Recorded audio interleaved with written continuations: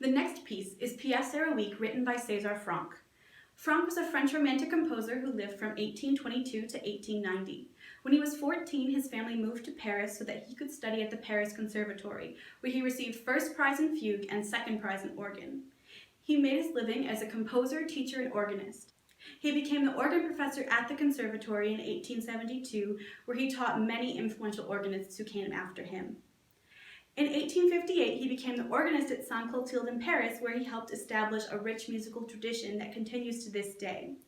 To honor him, Saint-Clotilde built a monument, which features Franck composing and angels whispering in his ear to show that his music was so important. Saint-Clotilde also carves the name of their organist into the side of the building, and they continue to do so today. Franck was good friends with the organ builder Heroique, and at the time he was hired, Heroique was finishing the organ at Saint-Clotilde. This was one of the best organs in Paris at the time, and the specificities of this organ had significant impacts on Franck's music. For example, Franck's organ featured ventral pedals, which we can see here. At the time, organs did not have pistons, which meant if you wanted to go from a quiet to a loud registration, you needed to pull all of the stops by hand, which required a lot of time, effort, and usually the help of a registrant. With the ventral pedal, organists were able to set up a chorus of reeds and engage the whole chorus with one swift pedal movement rather than pulling all the stops by hand. This allowed for dramatic shifts between dynamics and moods and can be seen in much of Franck's music, specifically in Pièce Heroique.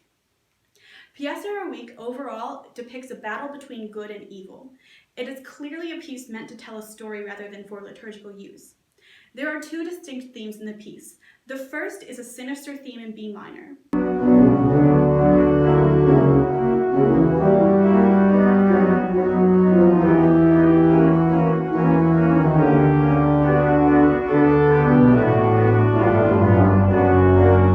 The second is a much calmer chorale.